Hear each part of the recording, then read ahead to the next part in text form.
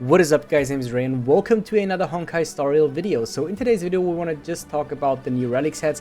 They are just a couple days away until they official release in the game. But before we hop into the topic of today's video, I just want to point you guys again to my YouTube short section, which is the content that I'm currently mainly focusing on. I try to put out a video there every day, so subscribe to the channel if you enjoy the content.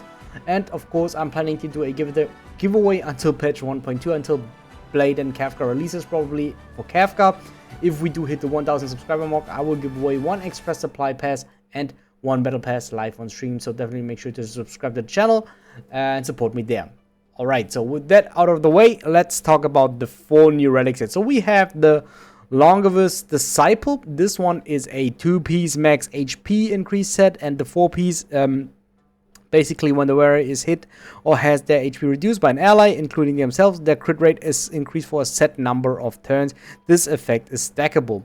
So this is obviously the tailor-made set for Blade. Besides that, I think the only other character that can use that should be Arlen. From what we already know about Blade is that he scales all his abilities with a certain amount of HP. I think it should also be a little bit of attack, but mainly he is an HP based character that also gets his damage mainly from HP. And yeah, I think this is the tailor-made set for him. You basically just want to increase his HP, and also you can increase his crit rate just because he reduces his HP with the skill he uses. Now, what other uses can this set have? I think in terms of the 4-piece, this is only really made for Blade and maybe for Arlen. But you can make use out of the 2-piece set for characters that scale with HP. For example, Natasha, that scales off with HP. You can, for example, do a 2-piece max HP set and a 2-piece healing bonus set if you want to do that. I think this is one opportunity where you can use it. Yeah, also for defensive characters, I think this has potential for usage. For future characters, I'm not too sure if the 4-piece, if there will be future characters that does use this 4-piece a lot, but I can definitely imagine that the 2-piece can be a good replacement for any other character that can be used there. So yeah, definitely a solid set. Very nice that it is for the new character. But the more interesting set is this one. What is it actually? Yeah, the name is the Messenger oh my god. Traversing. I don't know, Travising? Messenger Travising Hackerspace set.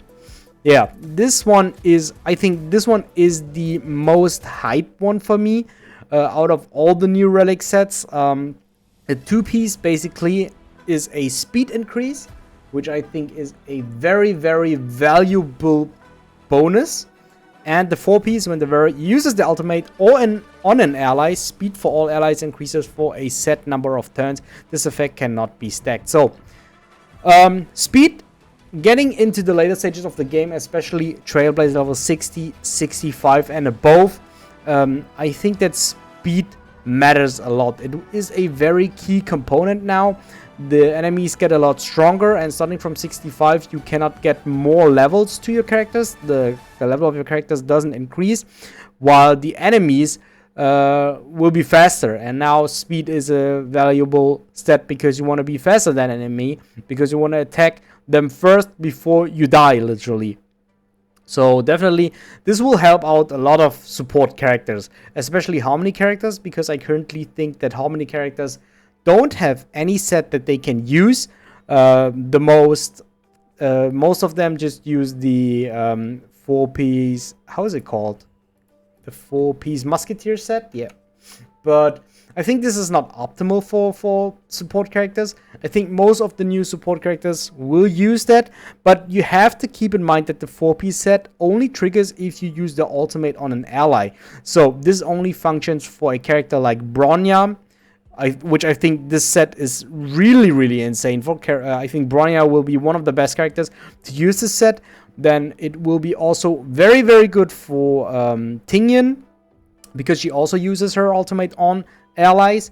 then I think also it will be very good on Asta, even though she already does increase speed with her abilities. But I think she still can make use out of this, because as I said, speed is a very valuable stat as we're moving forward into the game. And even though she already does increase speed, this set will help her out still.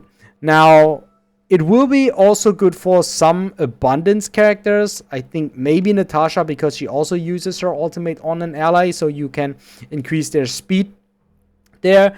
But mainly I think it is for Harmony characters that use their ultimates on allies. So not all Harmony characters do use their skills on allies, or basically not all all defensive characters use their ultimates there. For example, for Loja, this is not possible because his ultimate damages the enemy and not your allies, so this will be a problem.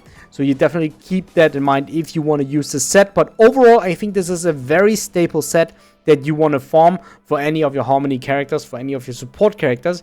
Of course, it won't work for every character, as I already said, because the most key component for the 4-piece is that the ultimate has to be used on allies.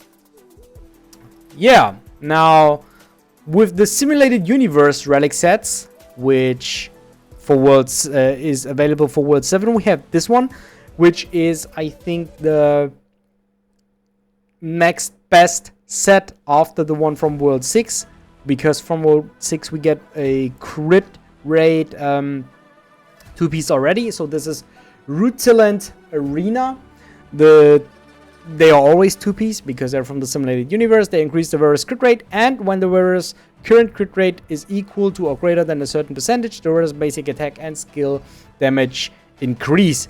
I think that the other one from World 6 does increase the ultimate damage. This now increases basic attack and skill damage. I think this is also very, very valuable for your offensive characters, for your hunt, destruction, and erudition characters. This will be needed, but always take a look if the character is specialized more on his ultimate skill or more on basic and skill damage. So this one, I can say this one will be very useful for Blade, even though we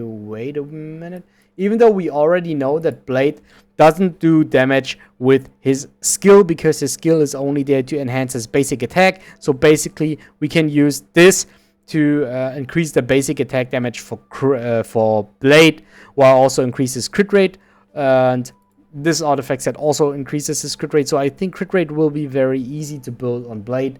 But besides that, this one is also very useful for other characters that use skills and basic attacks. I think for Danheng maybe this is also usable. Yeah, it depends on if the character does more, if you focus more on the basic attack and the skill damage, or if it is more focused on the ultimate skill. But besides that, I think this and the crit rate set from World 6 are very staple ones for offensive characters. And depending on if the character is more focused on this or that, you want to farm either of those sets. But overall, I would recommend you guys to have both sets in your inventory with a very good substats, very good main stats for all your characters across the board. If we're planning long term, of course, this won't happen in one day, but like long term, that should be the goal. Now, the next set is, I think, a little underrated, because effect resistance, I think, is also a very good stat for especially abundance preservation characters, also partly for harmony characters. This one increases the wearer's effect resistance, and when the wearer's effect resistance is equal or greater than a certain percentage, all allies' crit damage increases. So this is also a very supportive set because it increases the crit damage of all allies. This possibly could be used on Bronya, but I prefer to use the energy regeneration set on Bronya, so you can use your ultimate skill more often. But I also don't think that this is wrong to use this on characters like Natasha, Locha, and Bronya, because if you have the effect resistance on a certain threshold, you just increase crit damage all across the board, which means that your whole team will do more damage as soon as it is built.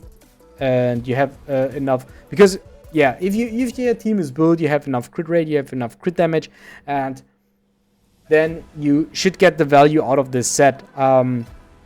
I don't know if I would say that this is an optimal set for defensive characters, while I would say that this is an optimal set for offensive characters, because I think this one can be replaced with, for example, the energy regeneration set, because you cannot get energy regeneration in subsets, so you want to use this on the main set for your characters. So yeah, I definitely think that this set is not optimal, but it is still very good, and you still can use this on your defensive characters if you have nothing better, especially if you roll them. If you're farming this and you roll them randomly and you get some good subsets, I think I would use them just to save your resources for other things. So yeah, definitely keep in mind to save some of your stamina or your Trailblaze power for these new relic sets, especially the immersifiers on Monday though. Yeah, that's it for today.